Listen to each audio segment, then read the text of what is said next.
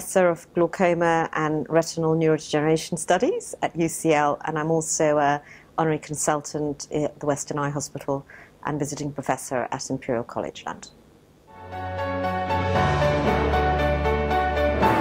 The main presentation that I'm making here is about new technology we are developing at UCL, which is the ability to look at retinal cells dying through the process of apoptosis. Our belief is that by seeing cells going through these early stages of apoptosis, it can be a good early indicator of disease, and therefore you can start treatment before vision loss or functional loss sets in. So this technology goes back to when cell biologists used to try and identify cells in tissue culture dying through the process of apoptosis. So apoptosis is a form of programmed cell death, and it is the way the body deals with the cells that are dying through apoptosis is very different to how it reacts when it dies through things like inflammation, because it recognizes it as being a good way of dying, as it were, and so gets rid of the cells that are dying relatively safely. However, it can still be a marker of disease. So in my own narrow clinical field, which is glaucoma, one of the things that we know from glaucoma is that apoptosis almost heralds an onset of different types of damage occurring. And the cell type in glaucoma that dies first is the retinal ganglion cell. In every layer of the retina, there are different cells that basically die through this process, and our aim is to try and apply the same technology for looking at apoptosis of all the different retinal neuronal cells as a diagnostic as well as a way of monitoring treatment and disease. The implications are, if you identify disease early, you can treat early, and you can monitor whether your treatments are occurring early. So it means that before the real devastating effects of these diseases, so for something like macular degeneration, if you can see dry AMD, which is the one that at the moment we have such difficulty, if you can see that well in advance, then actually you can prevent further damage progressing and this awful, devastating blindness setting in.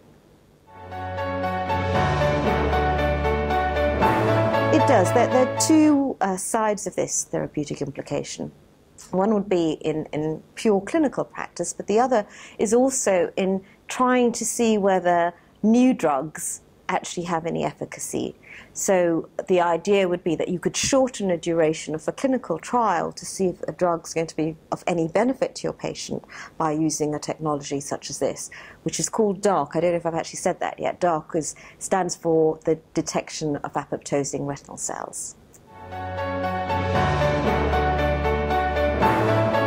Well, in many ways, the first stage of this is a little bit like doing a fluorescein angiography or indocyanine angiography. It's a very simple intravenous injection, but actually that is not what we're anticipating in the long run.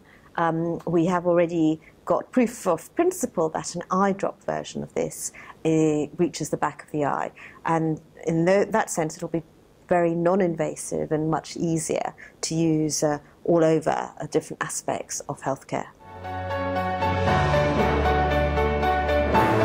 We've been funded by the Wellcome Trust so far, so our first side of things has been to get regulatory approval, and we finished our safety and toxicology steps, and we're hoping that our first in-man is early next year.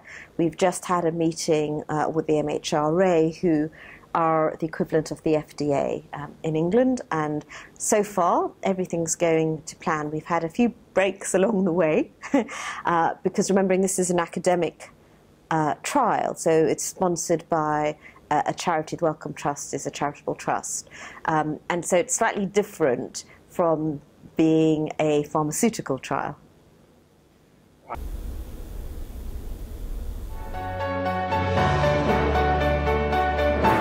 Initially it will be our centre, but very quickly, and one of the nice things about the ability to do this by the MHRA and EMEA is that we can extend it to other applications for phase 2. Absolutely, yes. I think to validate the technology, we will definitely be having a multi-centre clinical trial. The question is whether we will do it for phase 2 or whether we will do it for phase 3. But definitely by phase 2, we will already have more than one centre. Yes, it's always very important if you can show that the measure of disease activity is actually different from natural aging. And that would fit in very, very nicely with the fact that you need to be able to differentiate the two. So what would be a normal level of apoptosis just due to aging, and what would be an abnormal level which is due to disease activity. Well, the first in man obviously is, and then moving beyond glaucoma to these other indications. One of my other very keen interests is looking at the eye as a window onto the brain. So we have done various studies in animal models of things such as Alzheimer's disease and Parkinson's disease. And what we'd like to put forward is very often as ophthalmology speciality, we're almost on the outskirts of general medicine and neurology. But we have abilities with the eye that you don't have the capability for doing in the brain. One of the reasons in the brain you need things such as MRI and PET scans is because you can't go through the bony skull.